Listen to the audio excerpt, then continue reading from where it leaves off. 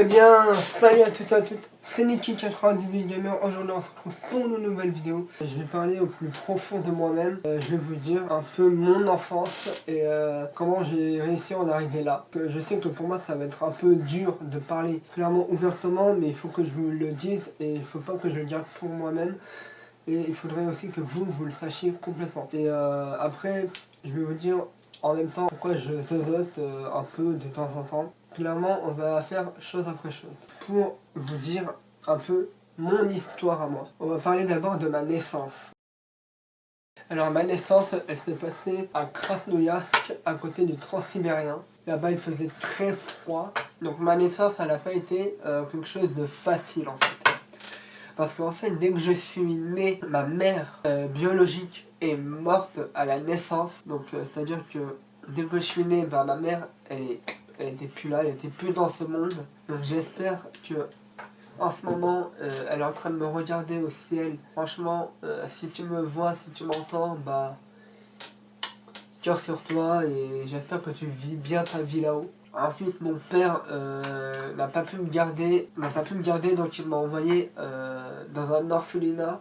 Et avant d'être à l'orphelinat, avant je tombais très très malade. Bah là, comme par exemple, là ici, comme vous pouvez l'entendre, je tombe souvent enrhumé ou malade. Bah, c'est dû à ça et j'étais à deux doigts de mourir. J'étais entre la vie et la mort quand je suis arrivé à l'hôpital. Parce que mes défenses immunitaires n'avaient pas assez pour se protéger des maladies, du froid. Donc mon corps il n'avait pas réussi à réagir. Donc là, je suis tombé très très vite malade. Dès qu'il fait en dessous de 15 degrés, bah voilà ce que ça donne. Je suis enrhumé, des fois je peux tomber malade, mais c'est très rare. Là-bas, on m'a donné plein de doses de médicaments, on a essayé de me sauver et tout, mais j'ai réussi à survivre. Mon corps s'est dit, tiens Nicolas, il faut que tu arrives à survivre, vivre ta vie normalement. Et j'ai réussi à survivre, c'est pour ça que j'en suis là. Ensuite, on m'a amené dans un orphelinat. Et là, à l'orphelinat, bah, j'ai aucune idée de comment ça s'est passé à l'orphelinat. Et ni pourquoi, ni... Voilà. J'ai aucune information. Tout ce que je sais, c'est qu'on m'a amené là-bas, qu'on m'a foutu là-bas, et qu'on m'a dit, tiens, voilà, mon père biologique m'a dit, tiens, bon, tiens, un endroit génial où il peut s'éclater, où il peut jouer. Hop, je le mets à l'intérieur. Voilà. À l'âge de 3 ans, mes parents adoptifs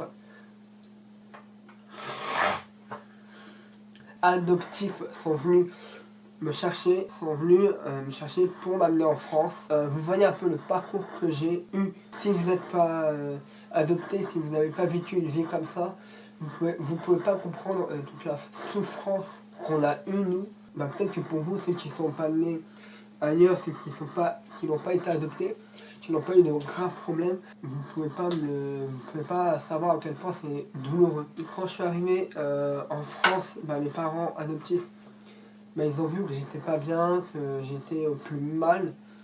Bah, ils m'ont donné plein de vitamines, de fer et tout pour que je sois reboosté.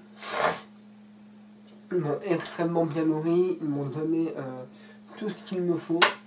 Ils m'ont amené à l'école, se sont occupés de moi. Franchement, ils m'ont bien nourri. Et franchement, pour moi, bah, je les remercierai jamais assez. Et ensuite, après, je suis allé à l'école. L'école là-bas, ça comme je l'avais dit juste avant, c'est un peu plus dur que la normale des Français qui étaient là. Parce qu'au début, je ne savais pas du tout parler. Je ne parlais pas la langue française. Et au début, on me traitait de bébé parce que je ne savais pas encore parler. Mais après j'ai gravi les échelons. Je suis allé en école primaire, je suis allé en CP jusqu'en CE1. Et là en CE1, ça a été aussi la misère, mais j'ai réussi à survivre. J'ai réussi à m'accrocher, à me dire, bon, voilà, il faut que je tienne bon. Ensuite, je suis allé en 6e, 5e, 4e, 3e. Et là en 3e, bah, vous connaissez un peu mon parcours. C'est mon parcours à moi maintenant. J'ai fait mon parcours. J'ai voulu faire un CAP petite enfance. J'ai réussi à avoir mon CAP. Ensuite, je voulais faire une mention complémentaire d'aide à domicile. J'ai gravi les échelons, j'ai réussi à tenir bon, même si c'était très très dur. Et franchement, pour moi, je suis fier de moi parce que j'ai réussi à me dire, tiens voilà, depuis que tu es né, t'as vécu des choses horribles, t'as failli mourir, t'es au froid et tout, et regarde là maintenant où tu en es, ne jamais baisser sa garde avant de l'avoir montée. Ça veut rien dire, mais clairement, pour moi ça veut dire beaucoup de choses. Au début j'étais au fond du gouffre. Si tu es au fond du gouffre, toujours essayer de remonter la pente, parce que si on n'y arrive pas, ben on restera toujours au fond du gouffre. Et ça, pour moi c'est une belle expression, parce que c'est un ami à moi qui m'a dit ça, et il m'a dit de continuer à faire.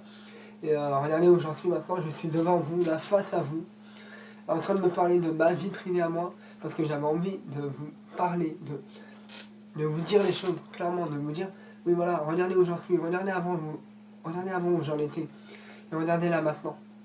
Je suis là, je suis en face de vous, je suis présent. On m'a mis en orphelinat et regardez où je suis. Je suis devant vous, je suis devenu youtubeur. Je suis devenu aide-soignant. Le métier que je veux, c'est ça, ne jamais rien lâcher. Si on lâche la corde. Si on lâche pas la corde, on peut arriver au sommet. Et le sommet, c'est quoi? C'est la réussite. Considérez ça comme une montagne à gravir. Si vous êtes en bas et que vous voulez aller en haut, commencez à faire le chemin. Mais ne vous arrêtez jamais au milieu, parce que sinon vous n'allez jamais réussir à aller en haut. Et si vous restez en bas, vous n'allez jamais réussir à monter, parce que vous vous dites, j'ai peur. J'ai peur de monter, de réussir. Alors pour moi, on m'a toujours appris, Nicolas, si tu veux réussir, commence à prendre le bon chemin. Prends le chemin que tu as envie de suivre. Et le chemin que tu as envie de suivre, c'est le chemin qui va te mener au sommet de la montagne. Et le sommet de la montagne, c'est quoi? C'est la réussite. Je sais, je me répète, mais rentrez-vous ça dans le crâne. Si vous voulez réussir, prenez un bon chemin et pas le mauvais. Sinon, c'est retour case départ. Et moi, j'ai fait quoi? Au début, je me suis dit non, je vais pas réussir à être youtubeur. Youtubeur, c'est trop dur. Ça monte pas du tout. Regardez où j'en suis. Je suis à 334 abonnés. J'ai une vidéo qui fait 6100 vues. Et franchement, je me dis, c'est grâce à ça la réussite. La réussite, je m'en fous de recevoir de la thune et tout. Tout ce que je veux pour moi, c'est de m'éclater. Et aussi de vous faire rire. Mais là, personnellement, on n'est pas dans une vidéo qui me fait rire. On est là dans une vidéo qui est un peu de mood. Mais bon, c'est pas très grave. Donc, je vous conseille fortement les amis de réussir. Ne l'oubliez pas. Et bien voilà les amis, c'est la fin de cette petite vidéo. J'espère qu'elle vous aura plu. Si elle vous a plu, n'hésitez pas à mettre un like, à partager la vidéo, à vous abonner à la chaîne si ce n'est pas encore fait, à activer la cloche pour recevoir toutes mes notifications. Je vous dis à la prochaine. Tchuss.